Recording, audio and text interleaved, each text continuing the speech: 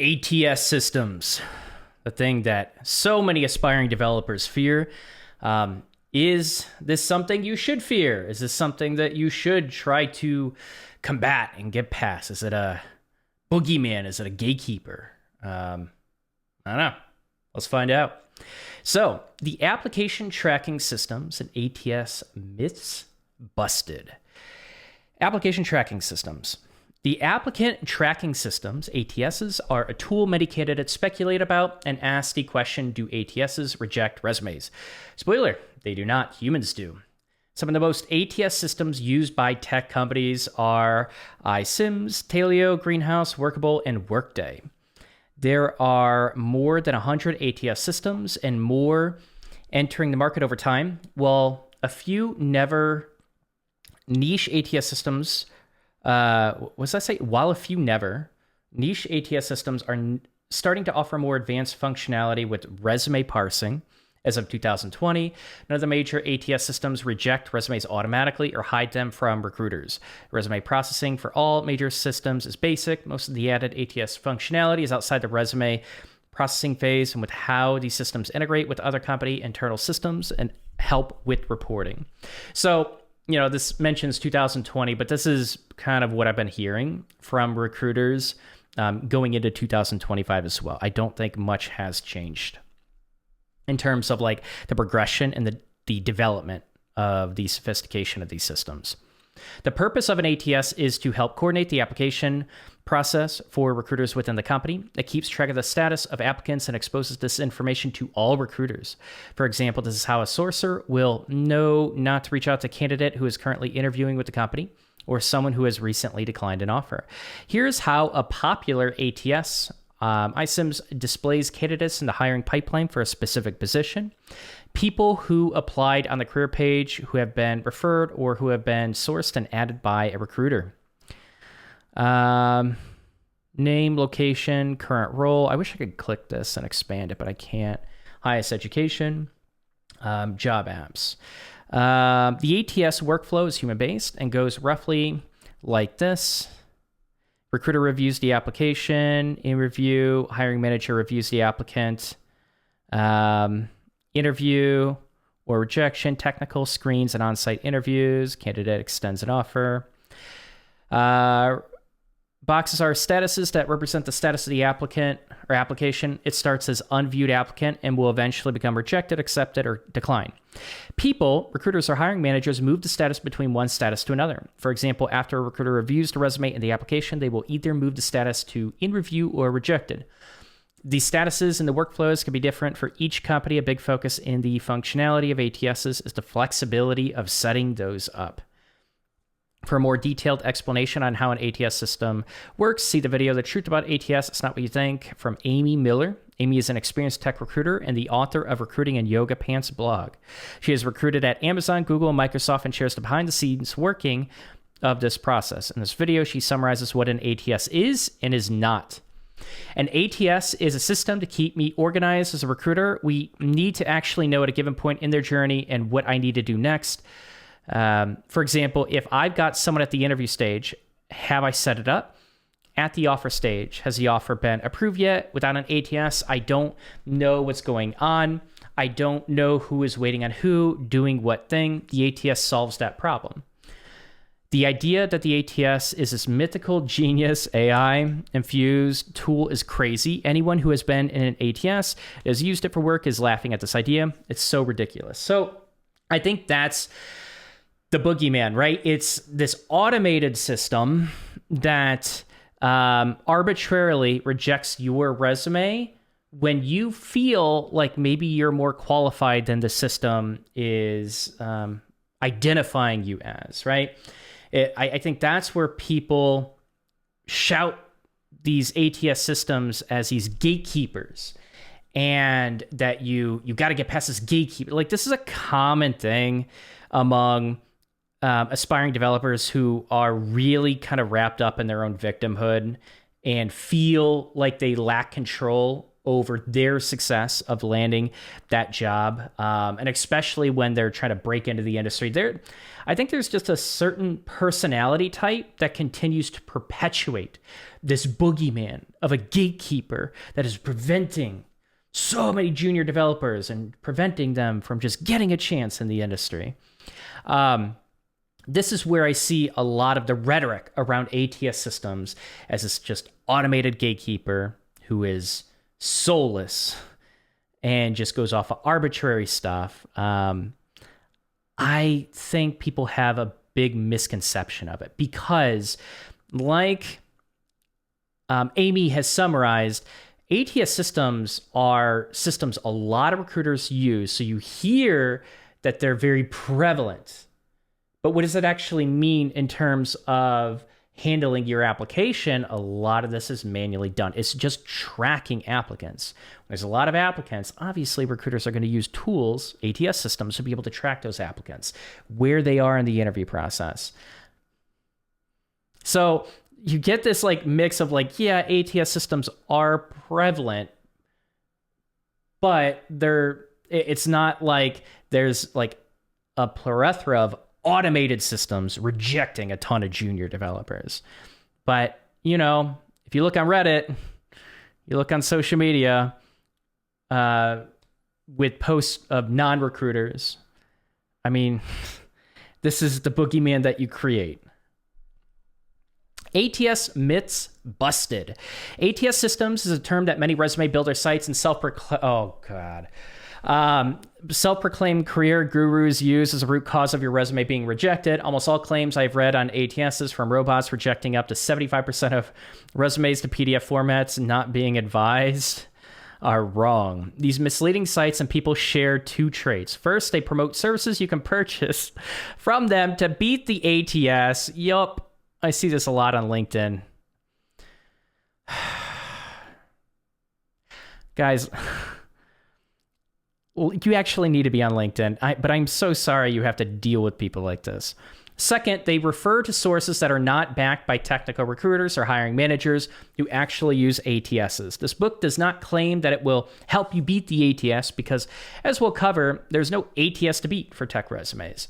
And all claims in this section are backed by technical recruiters and hiring managers who configure the ATS systems and use them day to day.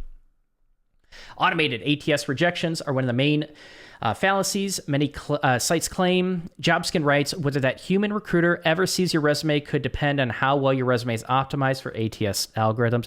Every time I see this crap, I cringe. CNBC published the article, 75% of your resumes are never read by a human. Here's how to make sure your resume beats the bots. This article only references sources from companies who make a living selling resume services and claim they provide resumes to beat the system. Follow the money. There is no hiring manager or tech recruiter backing up on the contents. Good luck finding professionals giving their name to incorrect facts. Take this claim from the article. Most applicants are removed from the equation because they are not formed or formatted in a way these systems can read and interpret. A career expert with top resume tells CNBC. So, I can gain money from you by telling you that I can optimize your resume and beat the ATS systems. I offer paid mentorship services, and I'm telling you, don't spend money on my paid mentorship services to like get the most optimized resume. Like, there are so many other variables that go into you being qualified and you coming off as qualified, than trying to format your resume and stuff keywords in and just the right format to just beat everyone else out in the ATS system.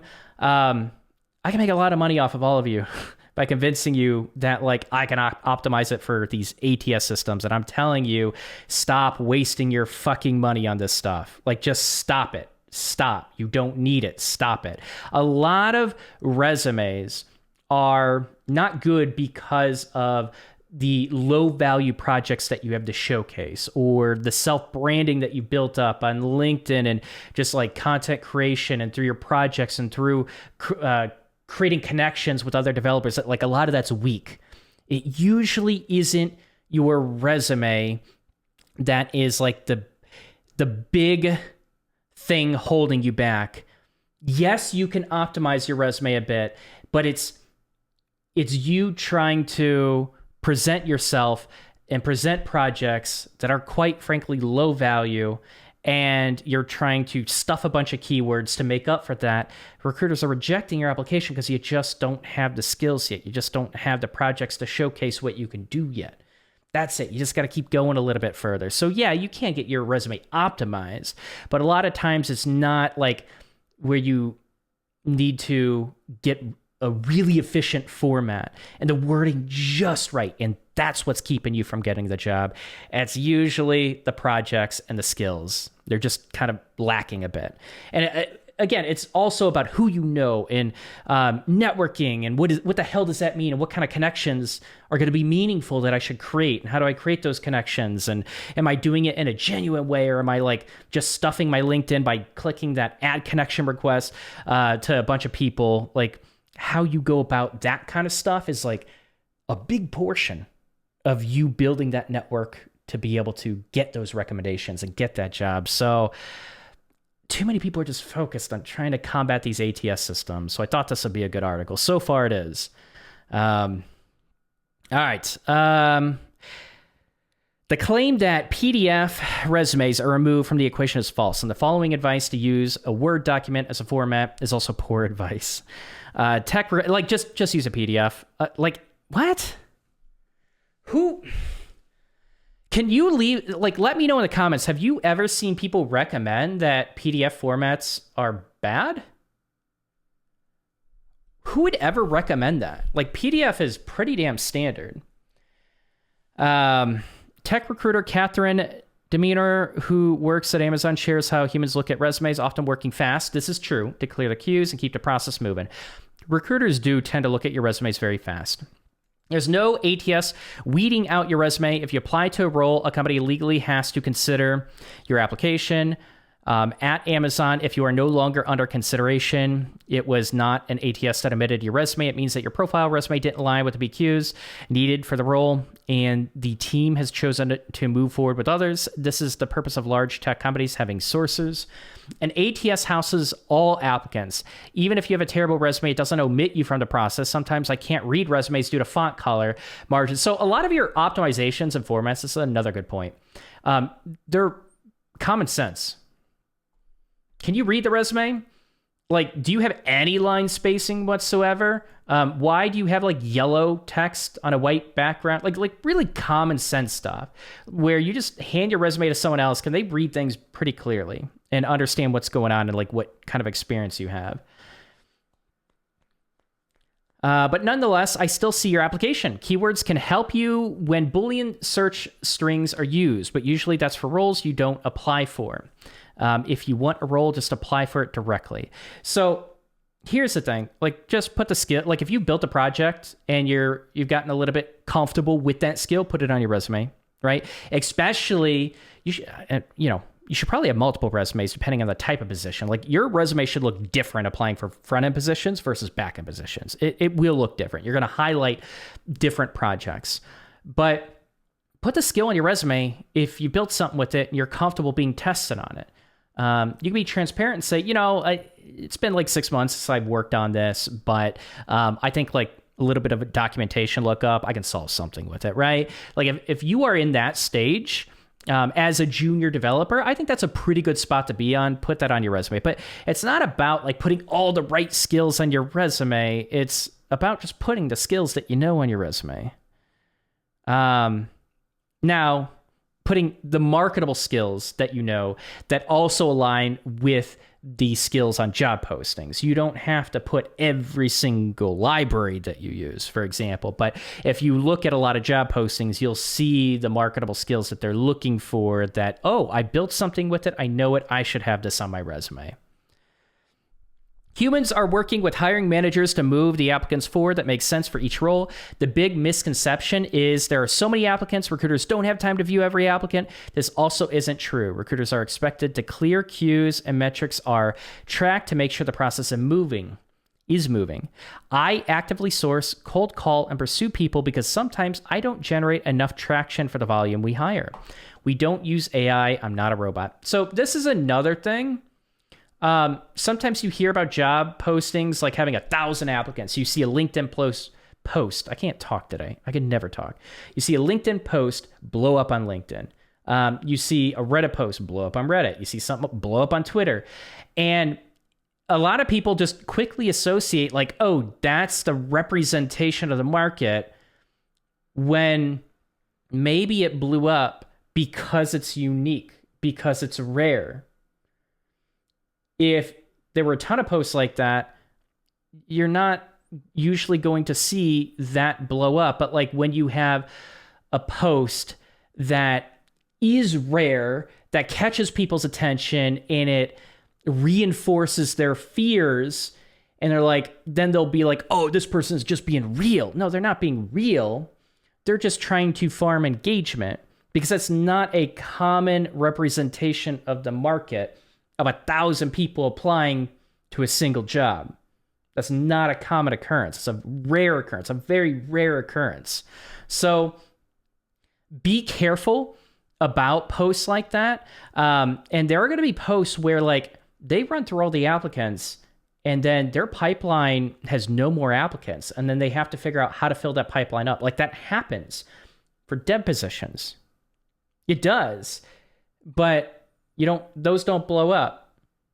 People pushing out fear, people fear-mongering, that blows up on social media. Recruiter and HR expert Christine Zul Asaf comes to the same conclusion when she tracked down the sources for this article. Your job application was rejected by a human, not a computer. Brief but necessary research study. Check it out if you want. LinkedIn collected insights from recruiters on how companies really sort resumes, including advice from Amy Miller of Recruiting and Yoga Pants, who has been a recruiter at Amazon, Google, and Microsoft. Today's friendly ATS PSA: you don't get past the ATS when you upload your information, either by applying directly to a role utilizing Easy Apply on LinkedIn or uploading a general resume for broad consideration. You are in the ATS. You don't get past it to a new place. You're in the ATS, and your information is processed. You're attached to a rec. You're moved to different stages. You're ultimately hired or rejected or withdrawn from consideration. You're still in the ATS, where real, live people can see your data. And I'll link this article if you want to check some of this out. For the majority, if not all, of tech companies, these claims are simply false. Recruiters do go through applications in the ATS interface and will almost always scan resumes. The only time a recruiter will not look at your resume is when there are enough other qualified candidates and they stop processing resumes. Knockout and pre-screening questions are the one part where there can be truth to the claim of the ATS rejecting a candidate. These are questions that recruiters set up and are intended to filter out people who are not eligible for the position, irrespective of their resume. For example, if a company does not sponsor visas, a recruiter might add a question to the application form saying, will you need sponsorship in order to work? People needing visas will then be rejected, following the policy for the role. However, it was a recruiter who set up this rule, and the data needs to be explicitly provided by the candidate. You can read more about how pre-screening works by looking at the documentation for ATSs. Taylor calls this information gathering pre-screening questions. iCIMS names them screening questions. Greenhouse refers to them as custom questions, and they will go by as form application questions with Workable. In all cases, recruiters can set up additional questions to gather information from applicants and use this in the process. Here's an example of how a recruiter could set up a knockout question for visa status in Workable. For knockout and pre-screen questions, you need to provide information on the job applicant form. This information is never taken from your resume. So a lot of people will try to stuff their resume thinking they're going to help themselves. A lot of this gets screened out eventually. And you're like, if you have a position that is kind of open to hiring someone that is new, a junior position, because I know I have a lot of junior junior developers in my community watching my videos, you're not going to trick 99% of recruiters. You're just not, by stuffing keywords, by trying to lie, trying to get past the gatekeep. Like, you're just not going to do it. They're either open to hiring new developers or not. And one thing is that's going to make you stand out is being authentic. Like, what the hell is unique about you that you're bringing into the industry? Like, if they're trying to hire a junior developer, they understand that your skill level is going to be a bit lower. Are you just going through the same templated path? Do you have the same worthless crud project that was just used to reinforce your skills, but it's just like, what the hell is this? Like, this isn't like this can't be turned into a real application. This was just done for fun. You have no users. Like, this is just a learning project. It's not worthless in that regard, but in terms of being able to showcase that you could build even a basic version of a professional application. Like, if you're not even trying to do that, it's just a graveyard project, and you spend maybe a month on it at most, like, it's not going to be that impressive.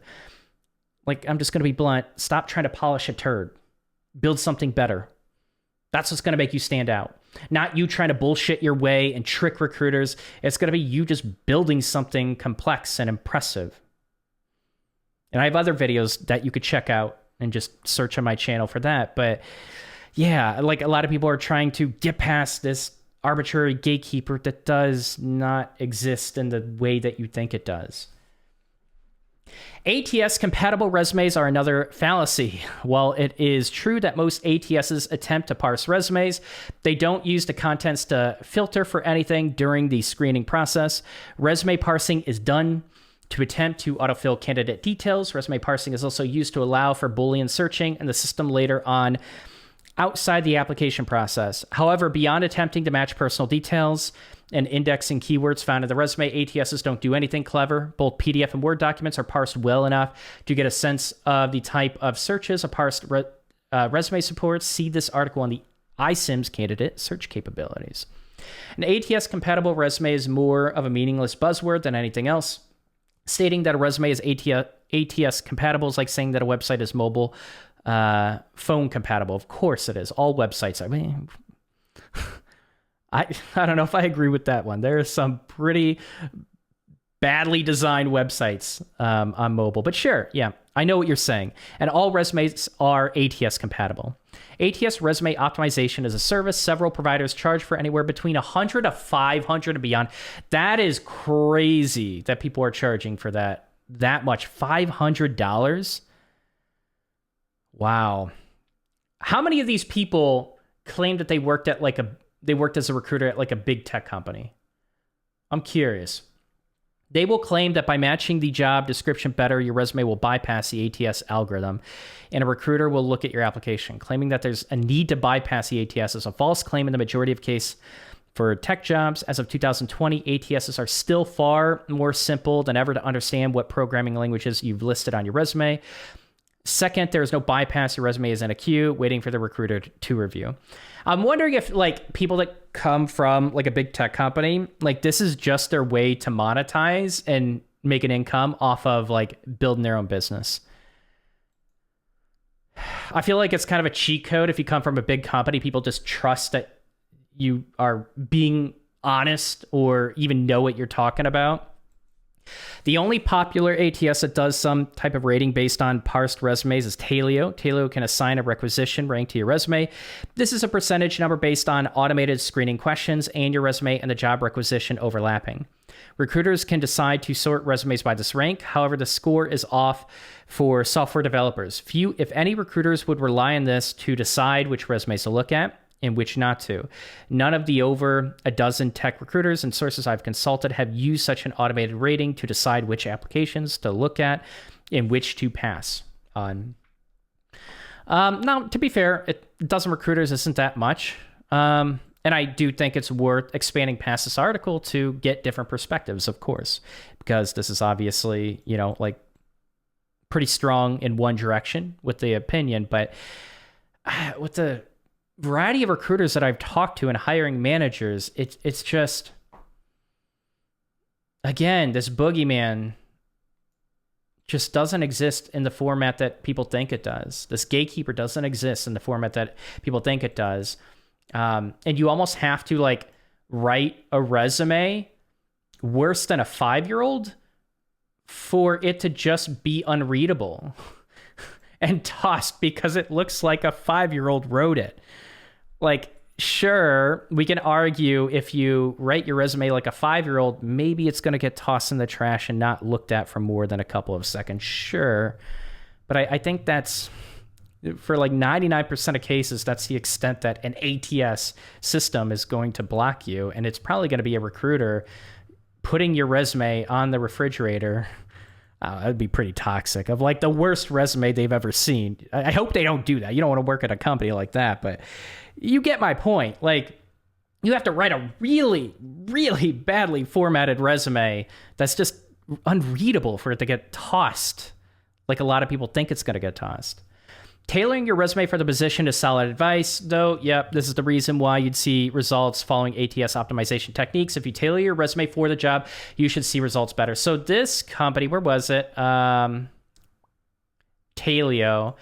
a requisition rank to your resume. This is a percentage number based on automated screening questions and your resume and the job requisition overlapping.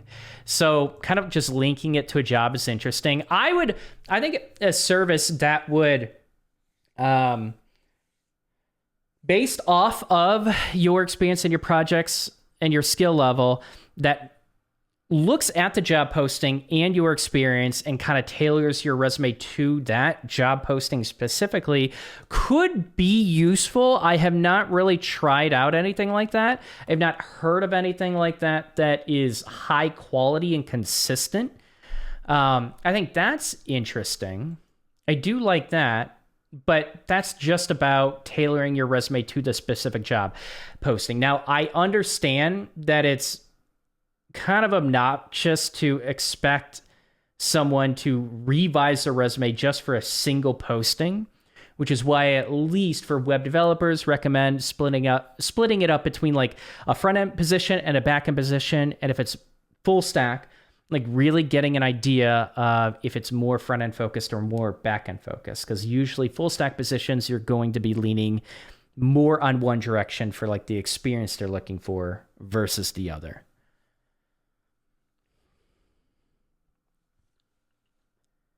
If you tailor your resume for the job, you should see better results. The ATS itself won't decide whether to move forward with your resume. The recruiter or hiring manager scanning your resume will. They will look to determine how relevant your experience is, and they'll do this in a few seconds.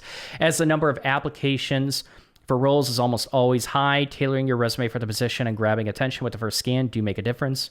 Some tech recruiters predict more automated parsing and AI-assisted decision-making to come for hiring. However, this is not here just yet. Even when it will be, the outcome shouldn't be different to a recruiter doing a quick resume scan and marking the resume with a yes, maybe, or no outcome. And again, I just haven't heard of any meaningful progress in this area yet. And if there is, I'm not talking about like new tooling being tested. I'm talking about widespread adoption. Extremely few people are using automated tools. Even if there are tools out there that can kind of do this, okay, like widespread adoption is a whole other battle that takes many, many years, and most things that could be useful never even get adopted in the first place. From the inside out, what recruiters say about ATS systems. I asked technical recruiters to share some common misconceptions about application tracking systems and explain why those beliefs are incorrect. Here, a few top ones say shared filtering happens with human intervention, not automatically. The list of people in an ATS is organized by date when they applied. This is big. So honestly, like the biggest filter I see is like date of application. There are a lot of applications that come in the first day, the second day, the third day. Like get your like you want to pay attention when a job posting goes up, and ideally you want to apply on that day. A real life person then makes a decision. You could either be rejected. This could be due to not being a good fit based on your resume or based on your answers to knockout questions, or you progress in the process. Tech recruiters would not trust an ATS to filter out candidates as they could lose good people. Yep, that's a big worry. No recruiter I know would trust an ATS with filtering, even the slightest. They don't want to risk losing otherwise perfectly good candidates.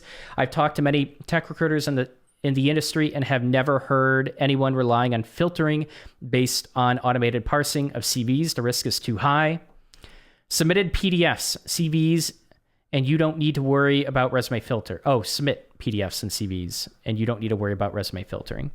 ATSs are still so bad at filtering based on resume content that we get poorly formatted CVs, irrelevant profiles, or even blank pages. Personally, I suggest the best CV format being PDF. With Word documents, you risk ruining your format if the recruiter opens a document with another Word version or operating system. Yep. Agency recruiters also use Word CVs to remove your contact details to use it as business development material. So watch out. Oof. The chapter continues. Get the tech resume inside out and carry on reading this chapter with the sections. Cool. Anyways, that's the article. Who wrote this article? Was it Pat? I don't know. I'm going to link it. You can check it out for yourself. But I think this is pretty aligned with what I hear from recruiters and hiring managers. I just want to completely shut down this idea that like ATS systems are like weeding out so many people. Like a lot of people just say shit and they just regurgitate it because they heard it and it makes them feel good because it's not their fault they're not getting a job. And that's the easy path. It's really hard to understand that you're the fuck up. It's really hard to accept that you are the reason you're not getting a job. It's tough. It was tough for me to accept that. It's tough for you to accept that. It's tough for anyone to accept that. But when you do, then you could start being critical about the parts that usually you kind of know you need to work on, you need to improve.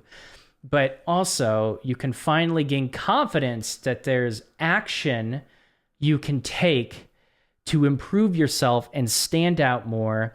And when you are just spending money on services, you're spending $500 on a service to optimize your resume for an ATS system, you're not moving in the right direction. You're not focused on the parts that you need to improve. You are just burning money.